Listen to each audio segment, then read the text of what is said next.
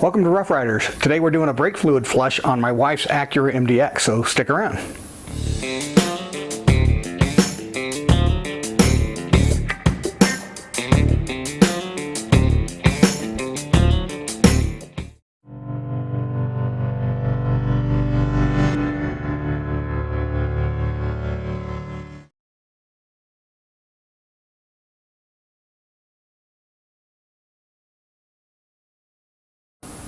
Before we get started on this project, let's take a look at the tools that are required to complete this job.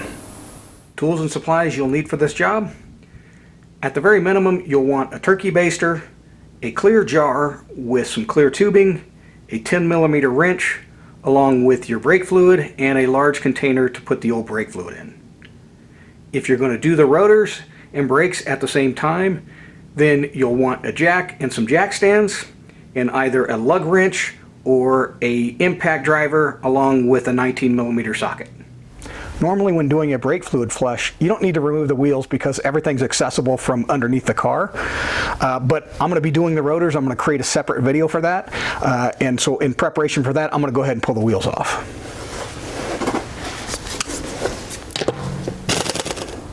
While the car is securely on the jack stands, it's always a good measure when you're taking the wheels off. Tuck one underneath the side of the car on each side, so that way if the car does fall, it'll fall on the tire and not on you. So the master cylinder and the brake reservoir are located up in the front left corner of the car. So if you're looking at the engine bay from the front of the car, it's on the right hand side right here, just in front of the steering wheel. And so we're going to remove this cap.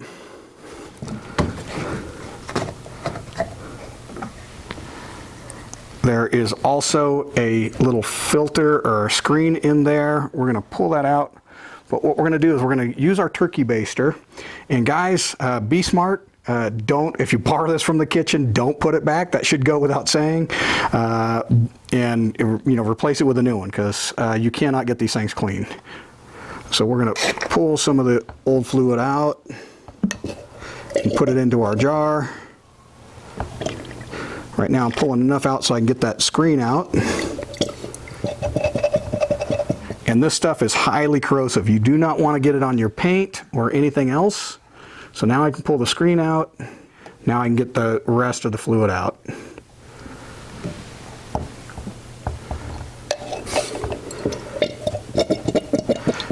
And you can see this fluid, it should be like clear. And you can see it's a really dirty brown mucky fluid. Brake fluid does go bad. That's why we're replacing it. So we're going to end up bleeding this out through all of the brake lines. I'm going to pull just a little bit more out. I don't want to take everything out because I don't want to get any air in the lines. And put our cap back on. So we're starting at the right rear wheel. The theory is that you start from the wheel with the furthest distance from the reservoir and the master cylinder. So flushing the lines is pretty much the same process as bleeding the brakes. It's a little bit longer process just because we're getting all the fluid out of the line. So on the back of the caliper, there's a little rubber cap sitting on a bleeder valve, a little nipple here. So we're just going to pull that rubber cap off, put it aside. The jar that I was using earlier, this is the same jar that I had the brake fluid in.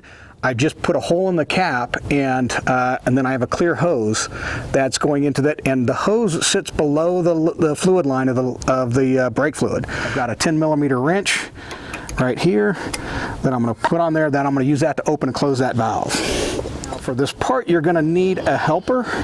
You can do this by yourself. There are kits that you can get. But it's really easier if you just got a helper to help pump the brakes while you're doing this. So with my wife sitting in the car, I'm going to have her pump up the brakes and hold it. And what we'll see is when I open the valve, we're going to see the brake fluid in the line flow down this clear tubing. What we're going to do is we're going to repeat the process over and over and over until we get all of the, until we start seeing clear fluid running through this line. Now, one thing we've got to keep an eye on is we got to keep an eye on that reservoir and in the master cylinder, because as we drain the old fluid out, that is going to go down in there, and we don't ever want to let that run dry because that will give us air in the lines. So we're going to start this process right now. So pump it up.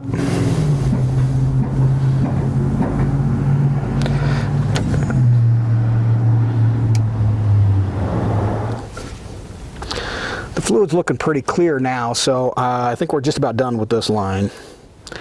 Pump it.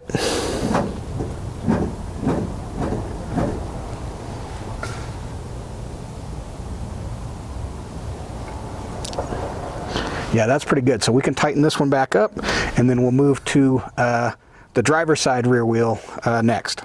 Okay, now we're on the driver's side. We're going to just repeat that process. Pump it.